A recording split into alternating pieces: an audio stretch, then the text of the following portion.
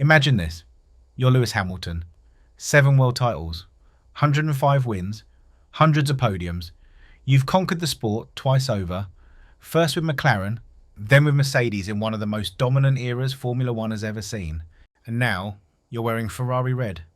The dream move. The chapter every F1 fan was waiting to read. Except, there's a problem. Instead of writing another fairy tale, it's been a nightmare start. Podiums are rare, wins non-existent. And in Hungary, you actually tell the world. Yeah, I'm useless. Absolutely useless. Team has no problem. You've seen the cars on pole, so we probably need to change driver. But then, a twist. Behind the scenes in Maranello, something shifts. A decision is made that could completely change your Ferrari future, and perhaps the entire competitive order in Formula One. Because Ferrari has just confirmed that their 2026 car, the first of the massive new regulation era, will be built with your driving style, your feedback, and your championship winning experience as its foundation. That's not just a technical change, that's a political earthquake inside Ferrari. So, why now? What does this mean for Charles Leclerc? And could this be the move that finally drags Ferrari back to the very front of the grid? Let's break it down. To understand why Ferrari's latest announcement is so explosive, you have to understand just how deep the problems run in 2025. Coming into the season, optimism was cautious but real. The 2024 campaign has seen Ferrari close the gap to McLaren, chip away at Red Bull's dominance, and at least give fans the hope that 2025 could be the breakthrough year. But that hope evaporated almost instantly, because Ferrari made one of the boldest, and to many, strangest strategic calls in recent F1 memory. They shifted the majority of their development resources to 2026. On paper, this made sense. 2026 will bring sweeping regulation changes, new chassis requirements, different aerodynamic restrictions, and overhauled power units. History shows that these resets can flip the competitive order. If you nail your design early, you can dominate for years. But there's a flip side. If you abandon the present too soon, you risk tanking your current season, losing momentum, and eroding team morale. And that's exactly what happened. The SF25 was left stranded in a kind of developmental purgatory. Early upgrades were minimal, mid-season upgrades were inconsistent, and the car's balance became a moving target, unpredictable from race to race, sometimes even from practice to qualifying. The result? Ferrari's 2025 campaign went from potential title challenge to just trying to stay in the top 4. Now, imagine being Hamilton in this mess. You've just left Mercedes, a team where the car had been shaped around you for over a decade, and you step into a machine designed almost entirely around Charles Leclerc's preferences. Leclerc's been in Ferrari red since 2019. He knows every quirk of their engineering process. He's had years to fine-tune the car to match his style. Heavy rotation on entry, sharp front-end response, and a certain mid-corner balance that he thrives on. Hamilton? He drives differently. He likes a stable rear on entry, the ability to carry speed without fearing sudden oversteer, and a car that reacts predictably under braking. From the first tests, it was clear the SF25 wasn't speaking his language. Hamilton tried everything. Softer front suspension settings, radical changes to aerodynamic balance, brake migration tweaks to give him more entry stability. Some changes helped in theory, but the stopwatch told a different story. The pace just wasn't there. By mid-season, Hamilton had no choice but to migrate closer to Leclerc's setup simply to be competitive. Yes, it narrowed the gap, but it didn't solve the fundamental disconnect. In Formula One, comfort equals confidence, and Hamilton was driving a car he had to fight, not one he could trust. Here's where the story takes a turn. Loïc Serra.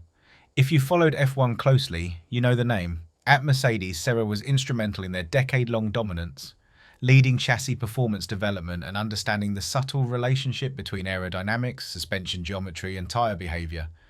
When he joined Ferrari in 2023, eyebrows went up. Was this the start of a Mercedes-style technical revolution in Maranello? For Hamilton, Serra was more than just another engineer. This was someone who knew him, who understood exactly how he communicates feedback, and who'd seen firsthand how that feedback could transform a car. Serra's arrival meant Hamilton finally had an ally, someone with both the technical chops and the internal influence to push for his voice to be heard. Because here's the uncomfortable truth. At Ferrari, feedback is political. Leclerc has been the team's golden child for years.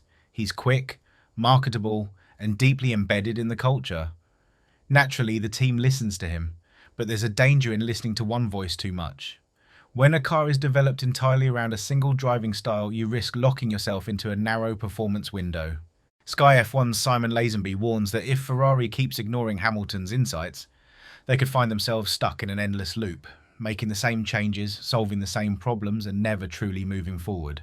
And here's where experience matters. Leclerc's entire F1 career has been with Alfa Romeo and Ferrari. Hamilton, he's driven for McLaren, he's driven for Mercedes, he's won championships with both. He knows what works across different philosophies. Inside Ferrari, the tide is shifting. Jock Clear, a senior performance engineer who's worked with Hamilton at both Mercedes and Ferrari, is reportedly one of the loudest advocates for making Hamilton's input a central pillar of development. Clear knows the value of that input. Hamilton's not guessing when he says the rear snaps too violently mid-corner or the front washes wide in high-speed turns. He's pinpointing the DNA-level traits of the car that need re-engineering. And when you remember that he's won titles in two completely different technical eras, his perspective isn't just valuable, it's rare. And here's the big opportunity. 2026. Formula One is about to hit the reset button. New chassis specs, altered aero rules, hybrid power units with vastly different electrical deployment profiles. For Ferrari, this is a chance to break free from their Leclerc-first design bias and build a car with a wider operating window, fast in more conditions, adjustable enough for both drivers, and not dependent on one perfect setup. The team has confirmed Hamilton's preferences will be baked into this design from day one. That means stability on entry, predictable traction, and a car that can be leaned on aggressively without falling apart over a race distance. And here's the underrated factor, the Mercedes effect. No, Hamilton's not bringing blueprints, but he's bringing the Mercedes culture, the way they structure debriefs, the way they process feedback, the speed with which they iterate upgrades. These are the habits of a championship team, and if Ferrari adopts even part of that DNA, it could pay massive dividends. Make no mistake, the road from here to 2026 is a war. Ferrari's mission isn't just to build a good car, it's to outdevelop three of the most formidable organisations in modern Formula One. Red Bull, with Adrian Newey's design genius and Verstappen's relentless consistency. Mercedes, still a powerhouse with the resources and infrastructure to mount a comeback at any moment. McLaren, resurging with rapid development cycles and a driver pairing that's pushing each other to new heights.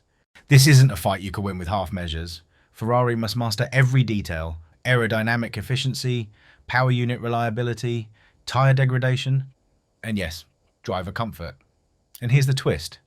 Hamilton's role in this isn't just about the car, it's about the culture. If he can help instill a winning mentality, the kind that demands accountability and precision at every level, Ferrari will be dangerous again. But there's a counterpoint.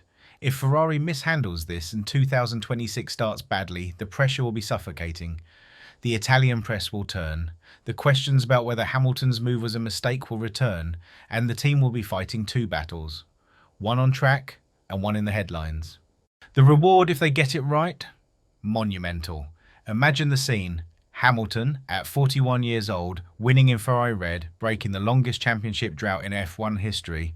It would be one of the greatest sporting comebacks of all time, a redemption arc that cements both his and Ferrari's legacy. The risk if they fail? Another year of missed opportunities and the possibility that Hamilton's time at Ferrari becomes just another what-if story in the sport's long history. The next 18 months will decide which way this goes. And make no mistake, the whole paddock will be watching. So, will Ferrari's gamble pay off? Will Hamilton's fingerprints be all over a title-contending 2026 machine? Or will internal politics derail the dream before it starts? Drop your thoughts below. And don't forget to like, subscribe, and hit the bell icon so you don't miss the next big leak.